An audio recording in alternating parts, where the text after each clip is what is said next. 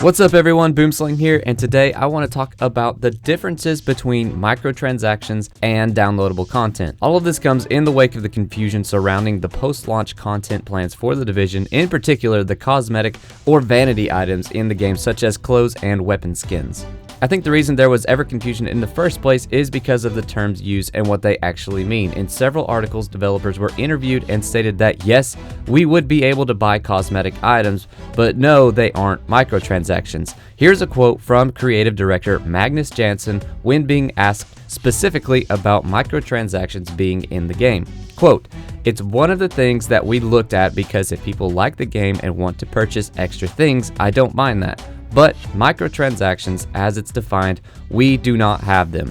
You cannot spend a little bit of money and fast track to get better gear or pay to win or vanity items. We do not do that. The short answer is no, we don't have microtransactions, period." End quote. Now, even though this sentence sounds straightforward, this is where things started off in the microtransactions debate.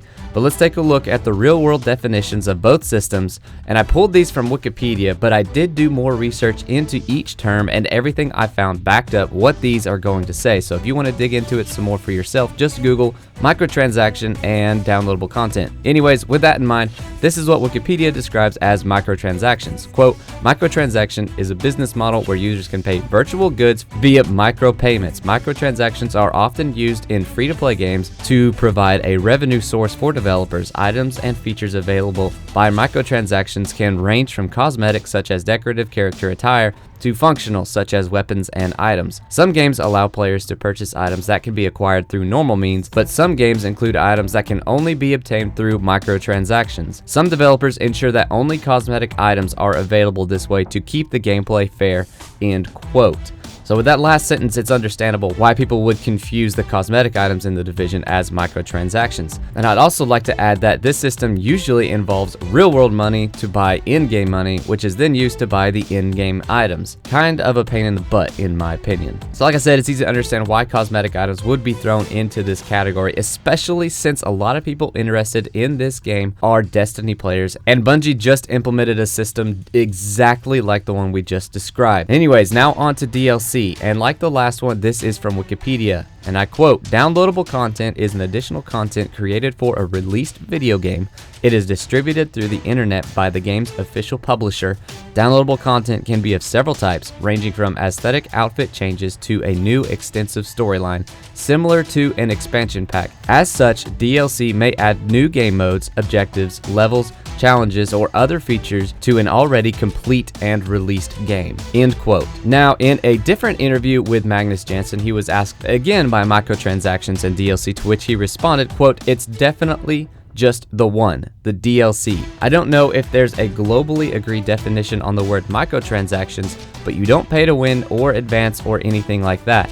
We have DLC plans, which we're not talking about now, and obviously you'll pay for that, but in addition to that, no, there's no microtransactions as I define them."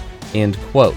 Now, both of these interviews were done by different gaming websites. I'll leave links to both of them in the description box below so you can read them for yourself and see that I'm not just making this up. And if that's not enough, Ubisoft released an official statement solidifying all of this in stone by saying, "Magnus's statement is correct. There will be no microtransactions at all, not even for vanity items.